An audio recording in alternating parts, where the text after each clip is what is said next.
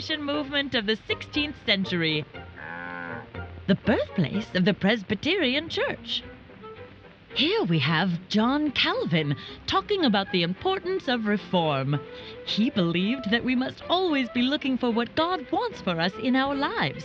To do this, John Calvin and other reformers believed that the church must be reformed and always reforming.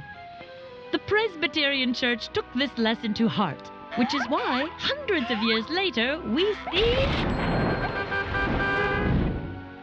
no significant changes at all. The Presbyterian Church is the same today as it was back at its founding. Essentially. That's because we got it right on the first try and never looked back. And I must say, it is marvelous being a part of a church that is so dependable. Always the same reliable, comfortable church.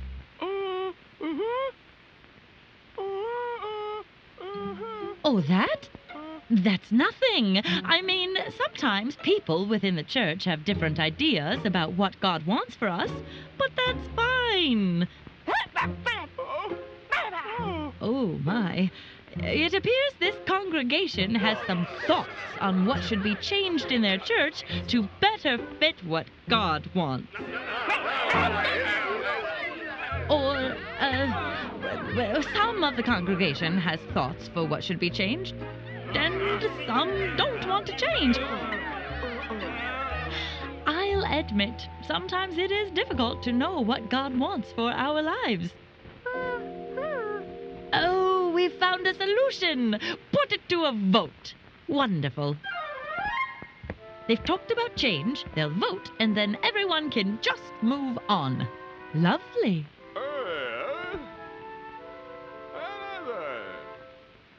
There, they've voted not to change anything, so now we can all be happy again. What's this? Almost half of the church is leaving. To form a new church? One that will have the changes they originally wanted?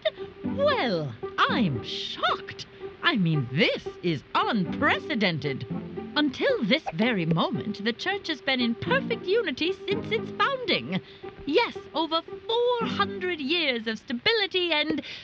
Oh, well, yes, there was the difference of opinion in 1810, where some folks left to form a separate church. And there was the quibble of 1837, which was another parting of ways.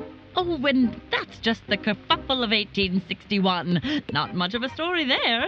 Yes, some people did leave the church, but they came right back in 1983.